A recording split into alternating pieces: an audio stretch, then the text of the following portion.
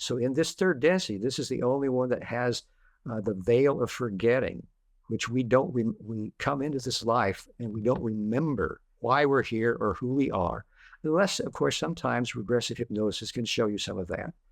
But not knowing exactly who we are, but having it deep within our subconscious mind that we are the creator, gives us this urge, this desire to seek more about who we are. And that's when we become conscious seekers of truth.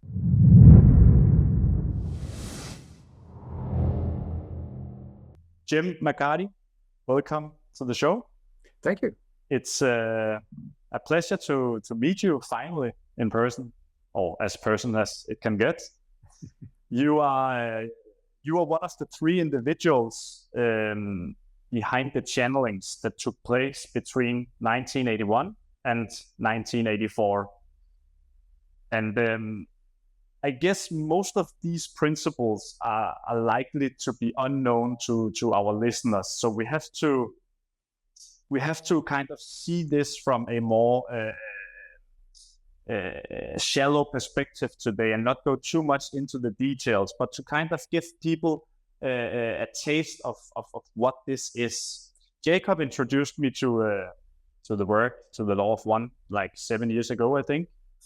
And since then, it just resonated with me from the beginning, and it has shaped the person that I am today. So it's been kind of groundbreaking for my life. I don't know, Jacob, maybe you should talk about where you got introduced to the work. Yeah, I mean, me personally, I got introduced to the work when I was just beginning to meditate and beginning these kind of things. And all of a sudden I stumbled across Law of One. And I'm like, what? Someone channeled an alien and wrote a book. And I remember I bought the book since, but then I downloaded the PDF and I finished all the first 3 books on my phone, which is the first time that has ever happened before. Wow. Yeah. I was just, as soon as I started reading it, I was like, this is so interesting, because the stuff that is said in that book it's so kind of profound, but still you're left with a feeling that this was channeled by a person that was in trance. So it's such a weird feeling to read the books, because you really align with everything that is said, but still you have that, fuck, I wish I was there when it happened. I wish I could have seen that. At least that's what I've always thought when I was reading the books and stuff. And that's why we have you here today. I mean, to talk to you and try to understand and introduce our listeners and the people that listen to our podcast to what you did all the way from the 60s to the 80s, I guess. I mean, I joined Don and Carla in 1980. They had been together for 12 years before I joined them, working on this philosophy, basically, on the very basic level of it. And then after I joined them, the raw contact began. So maybe can you try to summarize what exactly happened between 1981 and 1984, and maybe what made you get to that situation when the channelings occurred? Well, actually, it goes back further than that.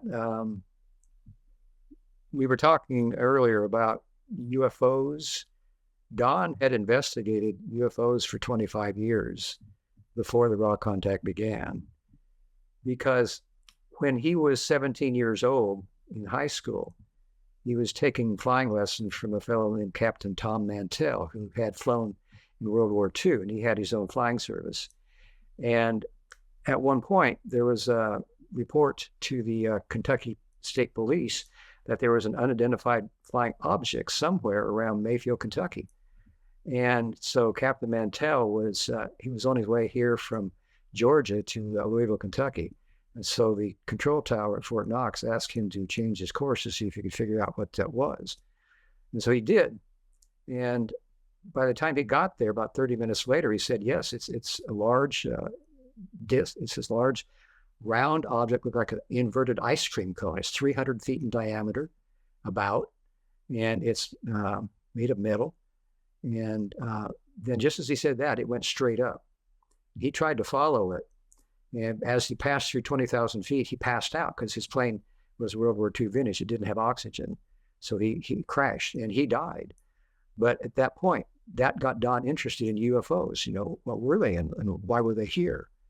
And so that was the beginning of Don's, I guess you'd say, spiritual journey. He began asking questions, are we alone in the universe? Is there intelligence advanced to us?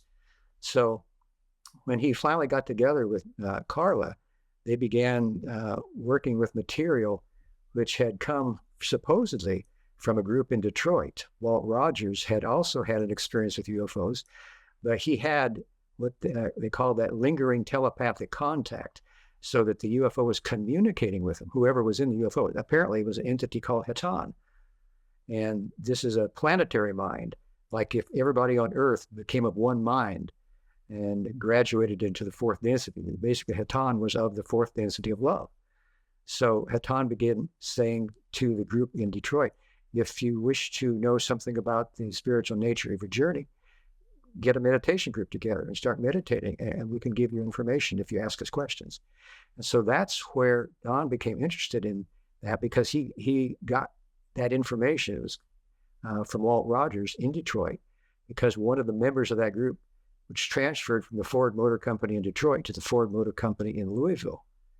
And that's how eventually Don and Hal Price was the guy's name, got together and started talking about UFOs. And so Don started his own meditation group. He was a professor of physics at that time at the University of Louisville.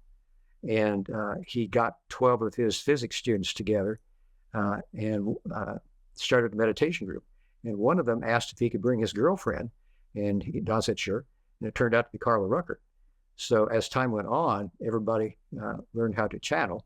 And that's the beginning of the channeling. Don and Carla got together in 1968 and continued what they had begun in that channeling circle. And as time went on, Carla was able to make contact with not just Haton, but with Latwii of the fifth density. And then when I joined them, I joined them in the 23rd of December in 1980. And 3 weeks later, on January 15th, 1981, the raw contact began. And it was different. It was at sixth density level. So, and it used trance to get the same information, which basically it's part of what's called the perennial philosophy. All of the major religions in the world, in their mystical aspect, have this basic philosophy that we are all part of one being. And we're all here to learn that in the third density. So that's basically the background. Just to clarify, when you say channeling, how do you channel, and are everybody able to participate in a channeling session? Or do you have to have some kind of special ability, so to speak? Well, it's something that can be learned. It's telepathic. The conscious channeling that Carla did before and after the raw contact, and which we still do today, is called conscious channeling. It's telepathic. And Carla had a process that people could go through to learn how to do that. And it's on our website. And it's something that you need to have somebody with you, that you need to have somebody to help, a senior channel to help with the process. And so over the years, we've developed a number of instruments or channels, as they're called, and they receive this telepathic contact. And it just, sometimes it's word by word or phrase by phrase. Carla used a technique called had a ball of concepts that she would unravel. So there's various ways of doing it, but it kind of reminds me a little bit when I hear it about like remote viewing or something like that, where you take in subconscious stuff and you kind of just let people know what you have, but you don't know exactly what it means. Is this kind of like the same concept? That's basically it, because you don't know what's coming next. You have to have faith. The way Carla put it, you have to hang your ass out over the line and just trust that it's, what you're saying is going to make sense eventually. So yeah, it's like remote viewing. Yeah, interesting. And one thing you said before, which I think it would be very nice to clarify also, is the densities. Like the fourth density, the fifth and the sixth that you mentioned. Could you describe a little bit about that and how Ra is in sixth? The reason the word density is used is because they're talking about the amount of light that is in each level or dimension of being. And there is an octave, just like in music. There is an octave of densities. And what this octave of densities does is that it is a representation of the path that we all take back into unification with the one infinite creator. The creator creates all of these densities, the first density of earth, wind, fire, and water. So there's just basic, those basic elements there that fire and wind eventually teach earth and water how to become formed into what we call planet Earth. So that in the second density, life forms, plants and animals can take existence there. And once they are able to activate the spirit, then in the third density, they are like we are, mind, body, spirit complexes.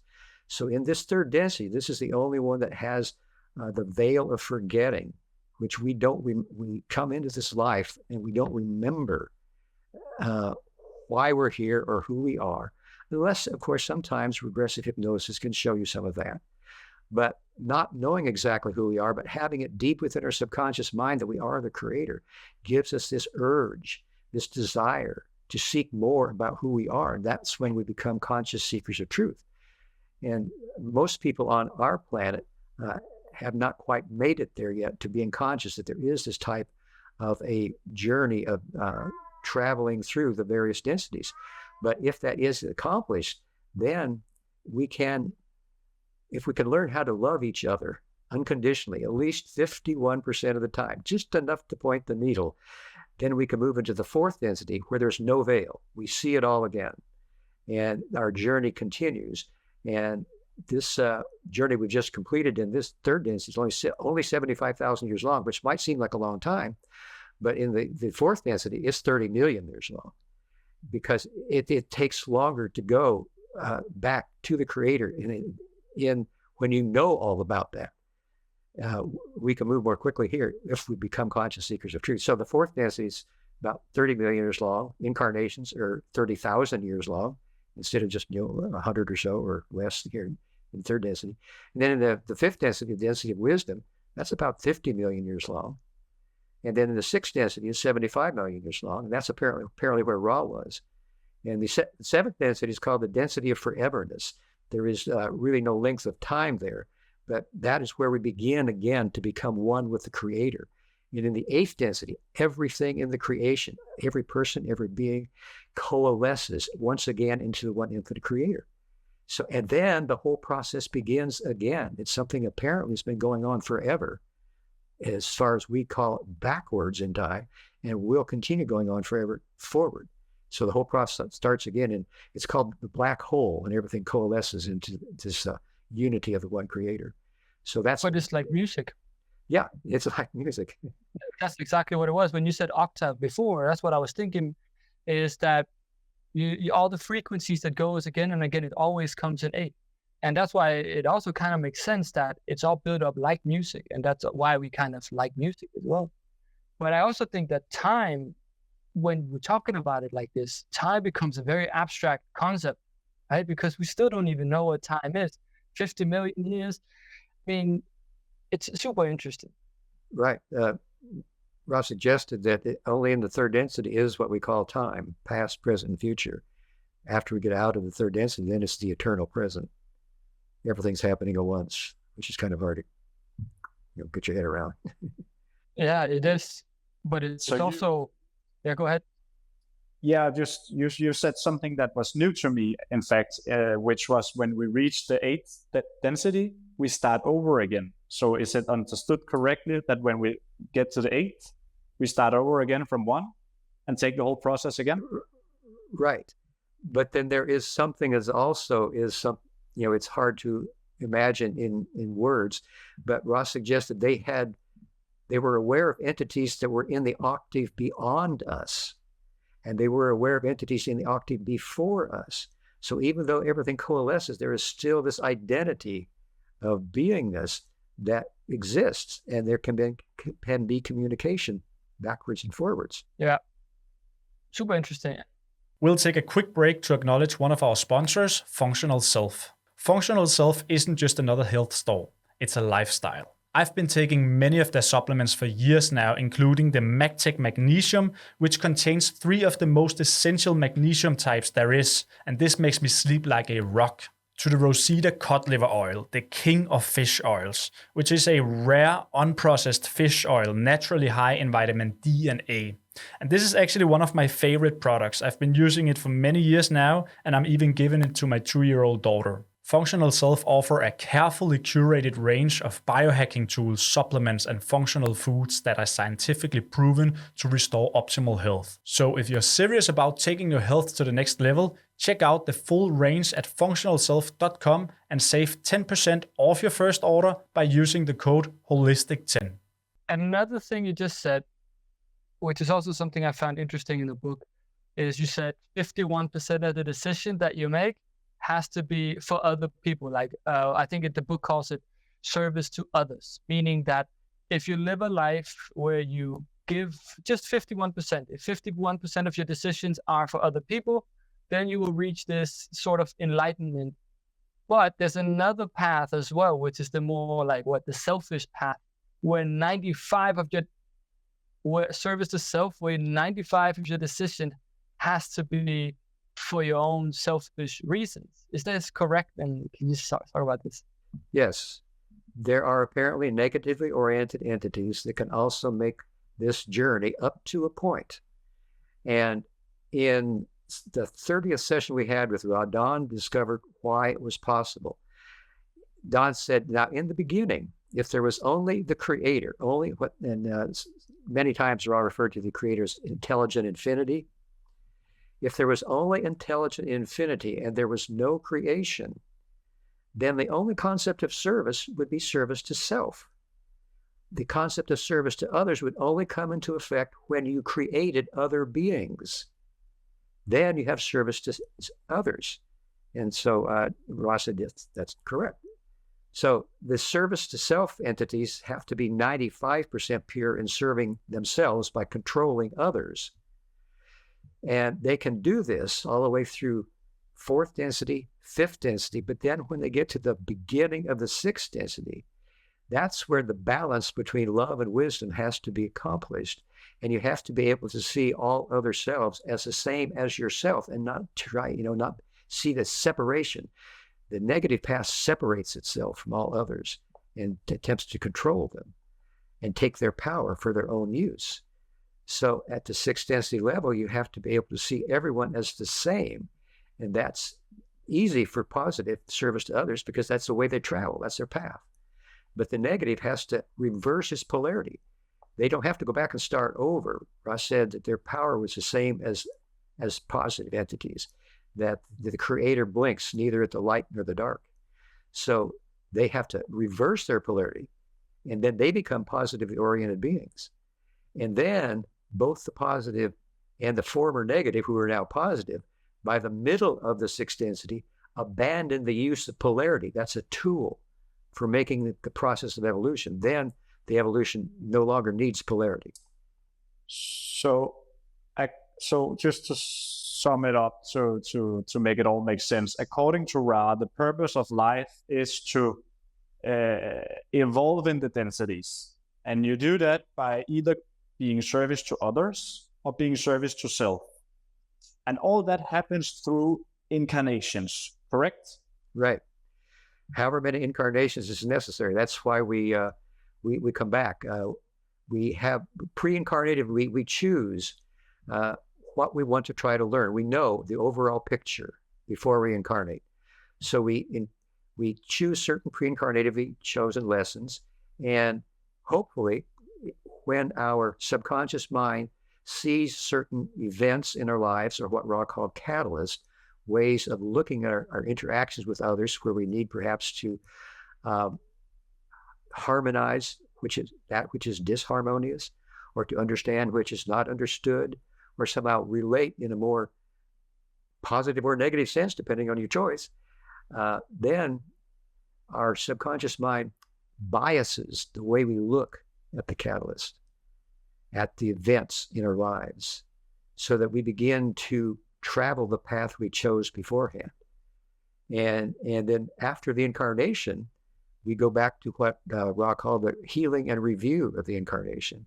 The healing, where we did not make those choices, and we need to see better how to do it next time. And then the review of what we need to learn. So it's a process that continues going on until in some incarnation, we're able to make that choice, the choice of service to others or service to self, and move on to the fourth density. Okay, I just have one question, because let's just try to tell people a little bit of what is Ra, because many people, we've said it a lot of times now, but if you don't know what that is, or what it really, like the story of Ra and all that, maybe you can explain about that thing. Ra is a social memory complex. Now, everybody here on Earth is part of a social complex. We have not yet gotten together. We haven't made this decision together to serve the Creator in a positive fashion. On planet Venus, where Ra began their third density, but they evolved from the first, second, third density there were apparently 38 million souls. And at the end of each major cycle, there are 3 major cycles to make a master cycle of 75,000 years. So there's 3 25,000-year cycles. At the end of the second 25,000-year cycle, there were 6.5 million of the 38 million entities on Venus that had made that choice and became a social memory complex, which means that all of the experiences they had ever had in any incarnation was available to each of the 6.5 million entities, so that they could begin their service to others from that standpoint of having all that information, that huge library of information. And the way higher density entities progress is to be of service to others if they're positively polarized. So Ra is 6.5 million entities that was the individualized entity that spoke to us had the access to all of the other 6.5 million entities' knowledge. So they were an individualized portion of a social memory complex, which is like Carl Jung's collective unconscious. That all of us have that, and we're connected to it subconsciously. So the Ra is a group of entities, social memory complex. Which is also kind of aligns with Carl Jung's synchronicity, right? That, like you said, the stuff that you choose before you incarnate is the stuff that will appear in your life, and it's up to you to kind of recognize it and act on it. And if you don't, it's going to keep coming back. But there's also one more thing that I think people might recognize Ra a little bit more, because there's something about Ra and the Egyptians, or Ra and before they had visited before. Yeah, maybe you could tell the story more. Well, Ra felt that there was only a certain time or opportunity that they could actually walk on planet Earth in person and be of service in that manner. And that was about 11,000 years ago. The Egyptians were very far advanced in the way of seeing everything as being part of a unity. They saw the connection between things. And so Ra thought that they could perhaps enhance their knowledge of how things were connected in being there with them. So they walked the earth for that period of time. The Egyptians, though, unfortunately began to worship those of Ra. They thought they were the god of the sun. And that was not the way Ra wanted to be viewed. They viewed everybody as the same as themselves. Everybody was the creator. So what seemed to happen then was that those of the royal nature that had the power reserved Ra's teachings only for them. They didn't share them with everyone. And that was not in accordance with the law of one. So Ra found the need to take their leave, and they left the Egyptians at that time and were looking for another way later on to be able to share that information. And about 3,000 years ago, they made contact with another Egyptian, Akhenaten, and who was apparently a wanderer. And they got some more of information transferred there that way. But there is probably one reason why the Egyptians could have looked at Ra as being of the sun. And that is because at one point, or in their own evolution, they became what they were seeking. They became the light. And they were able to go to the sun, and through the sexual, you might say, the equivalent of our sexual reproduction, they create much of the light that comes to Earth from the sun. So they're not gods. They are the creator like everybody else is, but they have become that which they sought, which is the same path that we are on. We know once we get into the sixth density, at the mid-sixth density level, then that is very likely what occurs to entities like we are, eventually, after a few million years. Was one of the previous Ra contacts on Earth the reason why religions were created?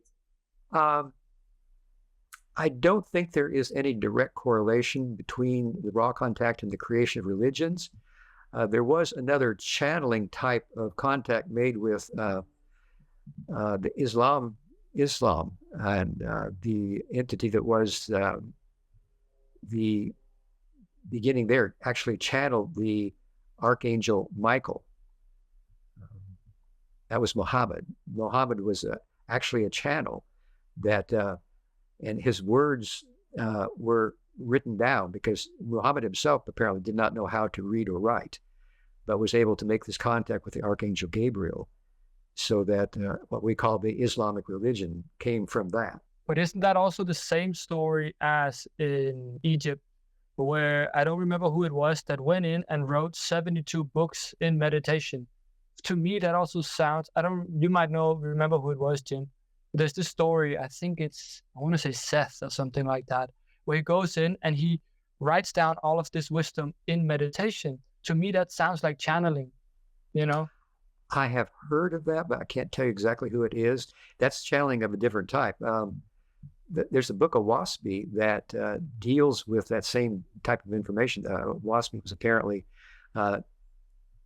back when the typewriter was first invented in the 1880s, there was a fellow who got up in the night in a trance, I guess, and typed out what eventually became the Book of Waspi, which has the basic philosophy of the Confederation, that we're all one, and we're making an evolution through various levels of experience.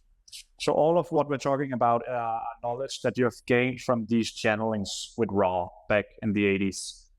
Can you tell us about how these channelings occurred? What happened? Did you have to have a certain setup? How did you do it? As far as I know, Carla was the person who were getting the contacts, right? Right. Carla had been a member of the Episcopal Church since she was a baby. She was what she called a cradle Episcopalian.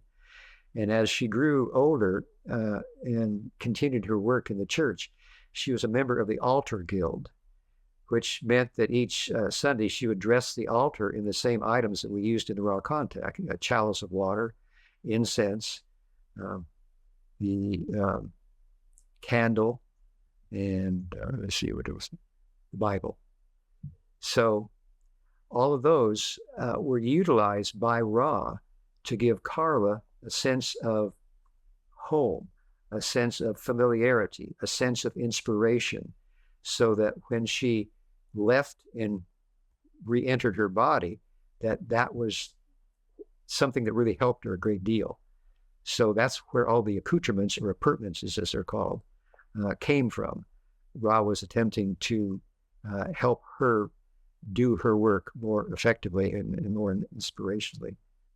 Yeah. We'll take a quick break to acknowledge one of our sponsors, Nordic Kings. I've been taking Nordic Kings products for more than 2 years now, in everything from their bone marrow to their beef liver pills. And this is to spike my micronutrient profile without having to take any synthetic multivitamin pills, because I don't like the taste of organs. So this solution provides me with the exact same nutrients that I can get from the organs without having to eat them. And they're of course made from the highest quality, organic, grass-fed and free-range cows. And this is exactly why I've chosen to partner up with Nordic Kings for so many years now. Because I prefer quality over quantity and always nature first. You can save 15% off your next order by heading over to nordickings.se/en and use the code holistic15. But that also makes sense if it's all built up around music and you have to be attuned, right? Then maybe that's what helped her get in tune so that she could, feel at home or feel at the right vibration. Right. Well, yeah, tuning is one of the processes of channeling. We all have a certain way of tuning ourselves. Carla used certain prayers, certain rituals, and certain visualizations to tune her instrument, like you're in an orchestra. And that tuning then helped her to receive the highest and best information that she could. That was basically in the conscious channeling. The tuning that we did before the raw contact was usually in our living room where we meditated. And that our meditation was our tuning. And then we went into the room that we used only for the raw contact and continued doing a tuning that Ra gave us called walking the circle of one. So Carla was on the bed with her. Don always used rolled up a shirt, a T-shirt of his, a white one, put it across her eyes, and I hooked up the microphones to her. We used 3 tape recorders in each session because sometimes one tape recorder would fail. And then we walked the circle of one, which was, why are we here? We seek the law of one, and so forth. So that circle was another way of tuning and also protecting the area, the area of the room that to keep out any outside influences. So there were various ways that we used to tune, and tuning was very important and still is. But it's such a different world than I think many people are used to hearing about, that you can get information about something that you haven't read in a book. But I have personally, I tried remote viewing one time, and I was astonished about what the stuff that I had written down and the actual thing. And I'm like, how did I just do that? So, and I feel like there must be something, because so many incidences. A guy like Bashar, I'm sure you've heard about him, the guy channeling here. What's your view on him? Because he's very charismatic, and I think that people would have 2 different views on that, but it's kind of the same concept in a way, isn't it? Right, yeah. I'm familiar with his channelings. Yeah, I was on a podcast with him. Okay, yeah, because it's kind of similar to what you guys did, except this guy does it now on a stage, kind of like. But the things that both you guys said back then and the guy and Bashar said are so profound, and I feel like if it's not real, it would be so risky to say that, because you would risk your whole your name, your career, everything. I mean, if you don't 100% believe in this is why I tend to believe it, if I can say it like that. That it seems like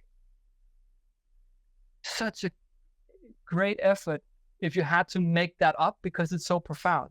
Have you ever been in doubt? Like, that was my question, basically. In doubt about what? In doubt about, is this real? Oh, well, if it's not real, it's really well done. I mean, yeah, it's just something that it makes sense to certain people who have.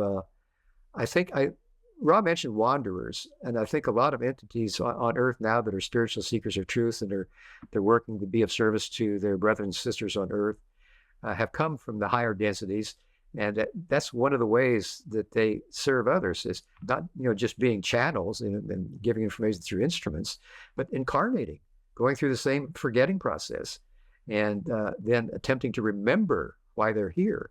And many times they don't remember exactly that they're a wanderer, but they know that there's something out there, what we would call the Confederation of Philosophy, the Confederation of Planets in the service of the one infinite creator. That philosophy that we're all one. We come from the same source, and we're in the process here of returning to that source to help the creator know itself better. So I think many people have that feeling, and some of them are able to penetrate that the veil of forgetting enough to realize that they are wanderers, they are from elsewhere, people that you see doing the channelings and so forth are very likely of that nature. Yeah. What is the reason for the third density being the only density of the veil of forgetfulness? Well, apparently at the beginning of the creation, third density entities did not have the veil of forgetting. They knew they were the creator. They knew everyone was the creator. They also knew that they were attempting to make a graduation or a harvest into the fourth density. But since they saw that they were the creator, there was no reason for fear or love to change the situation. They had to repeat time and time again. They had to repeat third density. They didn't graduate. So some of the logoi, which are entities that create galaxies, our Milky Way galaxy was created by what's called a logos or a logoi. And they determined that there was some way to help this process by causing the entities not to remember that they were the creator consciously. So the veil of forgetting was used as that type of a tool for further along the line of the evolution after these entities didn't have the veil. Then it became the way to help third density entities graduate, because they didn't see that everybody was one. We were all made of light and by the power of love. They could then subconsciously know that. And once they were aware of that subconscious knowing, there was something inside them that wanted to return to that feeling of unity. And that subconscious feeling then could be utilized by pre-incarnated choices, once they had the veil of forgetting, to move along the path of seeking to be of service to others or service to self. So the veil actually, it's paradoxical that by forgetting you're the creator, you had a better chance of becoming the creator. So the reason why we can't remember anything from before we're born and what happens when we die is basically because we need to accelerate our spiritual development. Right. Yes, that's the way it works. And that's where harvest comes in, and the whole the harvest or the graduation. I don't want to say theory, but what Ra describes here is that when you go from this individual state, or people think they're individual, to a bigger one, is that harvest? Yes, that's where the process that Ra went through to graduate comes into being for everyone now. Apparently, the harvest is now. Each person that drops the body and the spirit goes forward is able to walk into the light, so that the violet ray chakra is processed, you might say, or the vibrations of how the person has been able to move forward in the spiritual evolution, whether they've been able to make that 51% ability to love unconditionally those about them. That is what is looked at in the violet ray as you walk into the light. So it's a process that everybody's going through now, and the fourth density beings that have made that graduation are on the fourth density now, and some of them from other planets, and this planet as well, who have already made the graduation, are coming back in what are called dual activated bodies. So they have both the third and fourth density bodies activated, because they see all of the turmoil and difficulty and dissension on Earth as a wonderful chance to be of service. For them, all of that is food for growth, of being of service to others. So this harvest is taking place now, and everybody who is ready to be harvested and dies now in their physical bodies are basically being harvested now. They're having the chance to be harvested. If they are not harvested, if they haven't made the 51%, then they have the chance to come back and try it again for as long as the third density continues. If they're not able to make it while third density is on, still in activation on this planet, then they will have to choose another third density planet to try again. And apparently that's one of the problems we have on Earth, is that most of the population have gone through this harvest on other planets, third density planets, and didn't make the harvest. And they have chosen Earth to come as the next place they want to try that. Did we have any information about what the other third density planets are? In what solar system? No, you couldn't say that. No, we didn't. We never asked that question. It's a good question, though. Okay, yeah. So what is your point of view? Because I've been looking forward to ask you this about what is happening right now with all the UFOs, all of this stuff coming up. Is this a part of, I feel like it's entangled with these things, the spirituality and us graduating, or what is your thoughts on that? Well, over the years, apparently there have been many UFO sightings. There were UFO sightings by pilots in World War II. Even before that, apparently there's 90 years worth of UFO sightings that our government, the Department of Defense, and has in the various armed forces, they've got in the records. And as far as we know, the UFOs have always been a function of helping the population of planet Earth to evolve.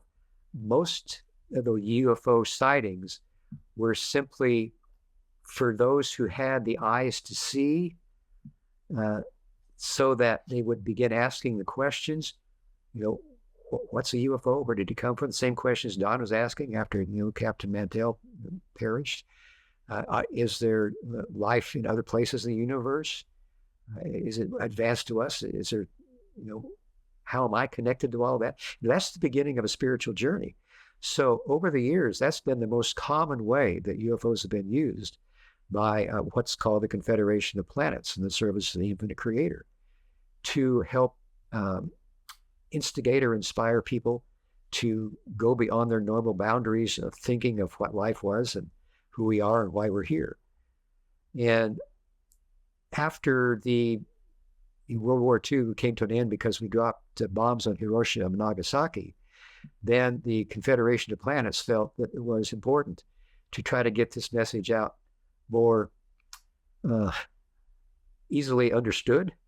So that's when channeling first started, where, like I mentioned, the fellow in Detroit, Walt Rogers, had a contact with a UFO entity, and various contacts like that were made around the world, so that various groups then became aware that they could receive information that we would call channeling, concepts of a spiritual nature telepathically transmitted, and try to get this information more solidly into the consciousness of planet Earth. So that's one of the reasons UFOs have been around. There are also, of course, positive and negatively oriented UFOs. And so that has to be taken into account as well, because I think that part of what's right now has been discovered, the aspect that some of the people in the hearings that were getting the information from the whistleblowers, you might say, is thinking, well, if there are UFOs, do we need to be thinking of defense, some way of protecting ourselves from them? Are the good guys, are the bad guys? And the truth is, there's a both. Yeah. So that's such an arrogant way of thinking, because they're light years ahead of us. I mean, they just looking at the technology. I mean, but what is the percentage? Go ahead. What is the percentage between the positively oriented beings and the negatively? Do we know that? Well, I suggested that about 90% are positive, about 10% are negative. But most of the time these days, I mean, we don't know really what the percentage is now, because one of the last things that Ross said, that most of the sightings that are generally seen by the public are very likely Orion, which Orion is the group, the negative oriented groups are considered the Orion group, the negative entities. They're from the Orion galaxy, but they also have power over other negative entities and other galaxies. So not all the negative entities are from the Orion, but all of them are subject to the Orion power. Yeah, because I'm always speculating, especially now these days when we have all these sightings. Or apparently, it seems to have accelerated these days. Or maybe people are just talking more about it. Maybe the government has some interest in something we don't know. But I'm just speculating if they're negatively oriented, because then maybe we have something to worry about. And I don't know. I don't remember Ra talking about this in any of the books. Well, I don't think there's. I think Don at one point asked Ra, "What if the negative entities, there's a mass landing on planet Earth?" And Ra suggested, "Well, that would be a gamble. They would have to be able to take over the entire planet, and that's probably not something that they would really want to do, because if they couldn't take over the planet, then they would lose power. If they couldn't control everything and everyone at all times, then that loss of control would depolarize them. So they're more likely to work, what you say, behind the scenes, and get various individuals or groups of individuals to work in their behalf. And there's some possibility that Adolf Hitler in World War II was in contact with negative UFOs. Yes, there's a theory about that. Can you know about that? That was at Antarctica and all of that afterwards, right? So that is an interesting theory, because one of the things that the Nazis did was they actually developed a shit ton of technology when they did it. And how did they do it? They were trying to also develop a UFO. There's these old pictures of a bell shape. Have you seen that, Mads? I have. Super interesting. And the theory is that the Nazis, when they were about to lose, they went down to Antarctica. And in Antarctica, they kept... Maybe, do you know this theory, Jim? No, I haven't heard this one. No, okay, so this theory is that the Nazis went down to Antarctica, and from there they kept developing the UFOs, and they actually went out from planet Earth. That's what I've heard. But I'm not vouching for this. But I'm just saying it. You never say never. Yeah. A lot of things are possible that have occurred that we don't know about. Yes, for sure. Okay.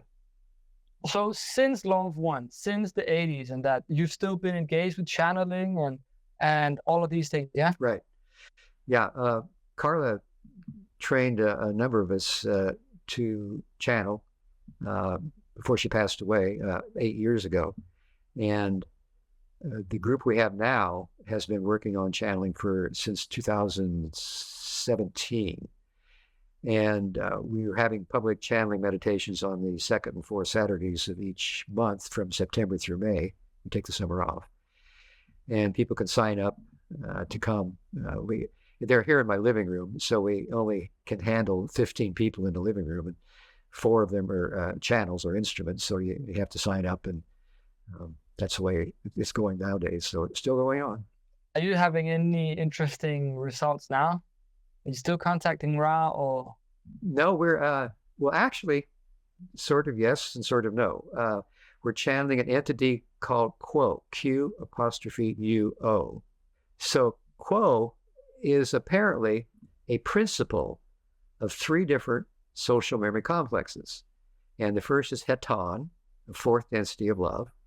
And the second is Latui, the 5th density of wisdom. And the third is Ra, in a step-down fashion, so that trance is not necessary. And the one that gives voice to Quo is usually Latui. So we still have a kind of contact with Ra. Okay. And is there anything, like what are the things that you're talking with these entities about? What is going on with them? Well, we just take questions from the attendees that are here, so we talk about everything that they want to talk about. As long as it doesn't infringe on free will and it's not, specific information that's unimportant. Is there going to be another war coming up soon? And it has to be spiritually oriented. So all kinds of questions. I've always, since this has started again after COVID, I've been very impressed with the type of people that come here from all over the country. and the kind of questions they have to offer, and their own life experiences. We share that. Yeah. I actually have Nasty. another question. Yeah, go ahead. Yeah, I have another question. We have to rewind a bit because a few days ago, maybe last week, the Mexican government revealed that they have had some 1,000-year-old mummified aliens in their custody for some times now that they found in Peru near Machu Picchu, I think. I don't know if that's a hoax or not, but that made me wonder, because me and Jacob have been discussing for a long time whether or not the aliens built the pyramids, and I'm very certain about that. Did Ra say anything about how the pyramids were built? Yes, they suggested that they were basically responsible for building the pyramids by thought, you would say. They asked the stone to be formed in such and such a fashion that it would look like it was put together stone by stone by stone, whereas in actuality, the stone is living. It's part of intelligent infinity, or the creator. And there were certain entities of Ra who were able to visualize the creation of the pyramids so that they actually came into being. And I believe that's in session 27, if you want to check that out.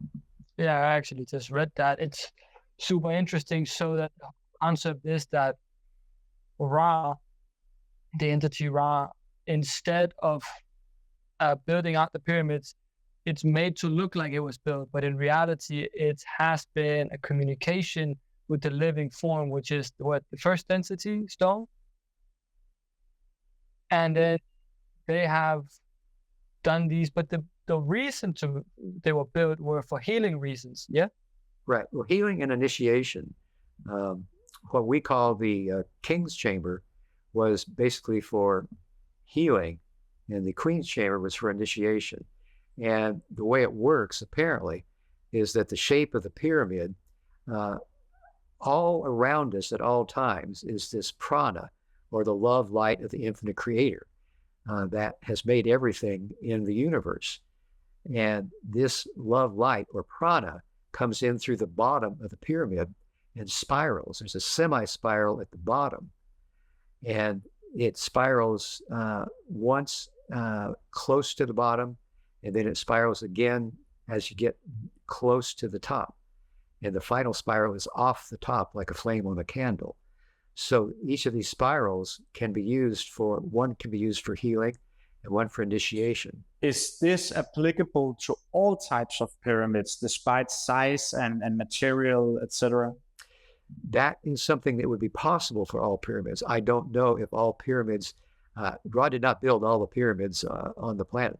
They did build some of the balancing pyramids. I think there's 6 balancing pyramids around the planet to kind of balance the planet itself in its orbit. Because sometimes when you have populations that are full of anger and separation and confusion and so forth, it affects the planet itself. Mother Earth is affected by that. It kind of tilts her off her axis. So the balancing pyramids were meant to help balance the planet itself. Now, I think there are other entities, other 6 density entities that also use the pyramid, and I'm not familiar with how they were utilized, although I would imagine they're probably utilized in the same fashion. There were some that Ra worked with the Egyptians, some worked with the Antilleans, and some worked with entities in South America. I just remember Ra talking about, 99% certain that this is from the Law of One, that you can use a pyramid-shaped object. Wait a second, I have one. This bad boy. And you can put it below the surface of where you are during a healing process of whatever you do, and you can accelerate the healing through this spiraling process. Are you aware of that? Well,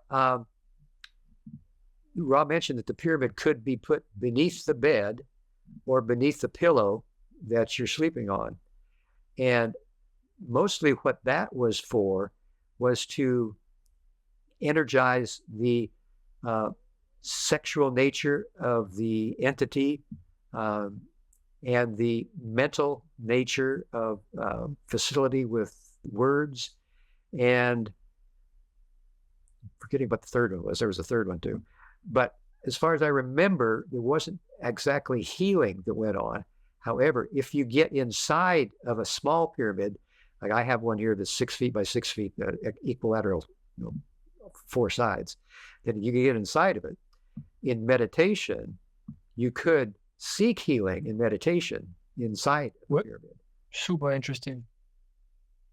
Because there was a guy, now I'm probably going to butcher this, but there's a Russian scientist that did studies on the pyramids, that built up pyramids, and they found out that if you build a pyramid shape, then there is actually something spiraling. And as far as I remember, he says it's similar to the sun.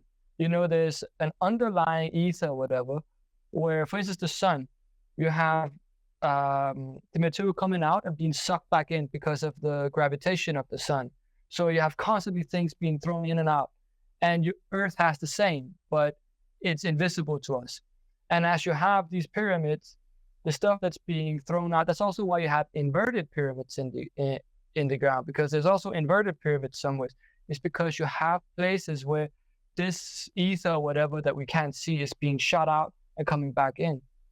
And there was a Russian scientist that was working on it, and I don't remember his name, but it's very interesting. The geometric shape of a pyramid is definitely more than what we have in our history, which is what? It's a tomb. It's ridiculous. Well, apparently in the Bermuda Triangle, Don discovered that there was a pyramid down there that over the years, various airplanes and boats that would go across there would disappear. It's the Bermuda Triangle effect. I don't know if it's happened recently. I haven't heard it in the news at all, but in the past, and apparently, that's because that spiral that comes off the top of the pyramid is very powerful, and it can be used for travel, and it can take you out of this, density. Yeah, I also believe in that, because there was another dude who did experiments on it where he put electricity inside of it, and there's something when he touched it at some point he got blown back by the power of the coil inside of it. There's really something about the geometric shape of the pyramid that is unique, I think, and we don't understand half of it. But yeah, super. Mm-hmm. Unless, Jacob, do you have any more questions? No, I actually don't, because I've already asked everything I wanted. But what about you, Jim? Do you have anything for the people that haven't read the book, or for the people that don't know is there anything you can do to kind of like not inspire them to read it, but like, what would you say to the people that's interested? Well, I would suggest reading a book that Carla wrote to help people understand what was mentioned in the Law of One, because a lot of people, read the Law of One and they say, well, it's pretty dense material here. I don't know if I can grasp this. So Carla wrote Living the Law of One, 101, The Choice, back in 2006. And her purpose was to make it more understandable to the average person on the street. So I would recommend reading that. Then if you're still excited about it, go back to the Raw Contact or the Law of One. Yeah, I certainly hope that we manage to kind of boil it all down, all the concepts down for the people out there, for them to comprehend it in a sort of like manner that they're able to. But otherwise, we can make a part 2 one day if you're willing to do that, Jim. I actually do have one question. Yeah, just bring it in.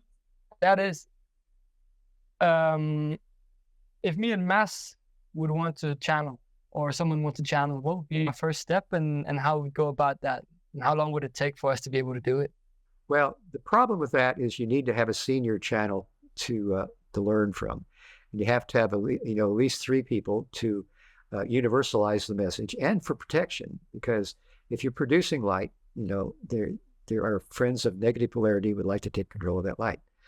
So you need to be in a group where there's already channeling going on. And I've had other people ask that question over the years, and I don't know if we'll ever have another group, but that would be the problem, is traveling here, to learn it and doing it on a regular basis. So it's something that has to be done regularly. So it's really hard to learn it on your own if you want to do it right. Now, that's not saying that other people haven't done it on their own, like Bashar, as you know. If you're channeling your inner guides or your higher self, you don't need those precautions. And that's something you might be able to do on your own.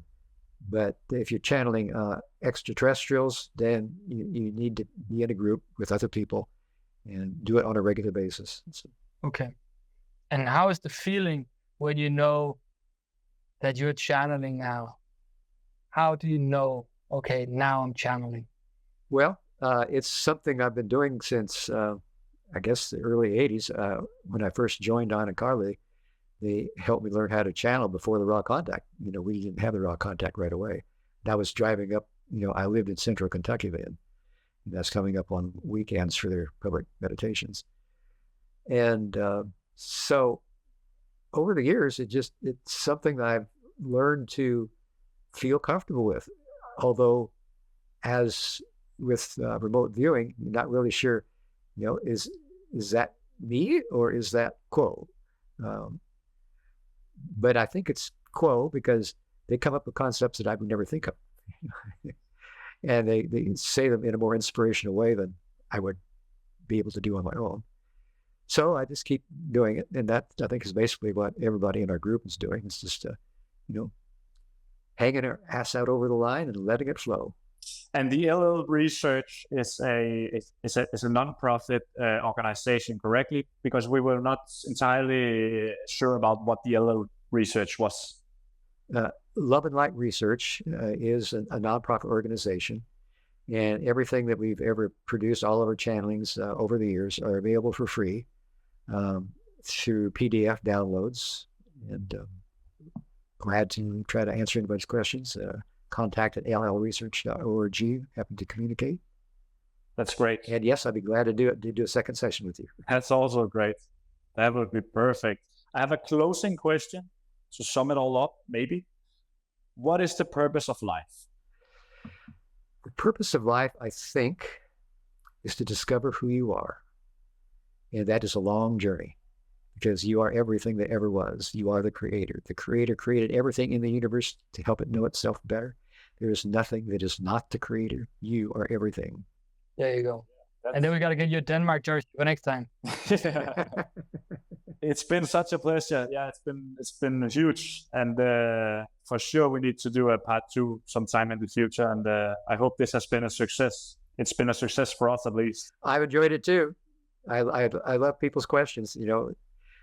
Most of the time they're new. Sometimes questions I've heard before, but you all have some new questions. You just got to get over that 51%. That's the goal. Yep. Thank you so much, Jim. It has been a pleasure.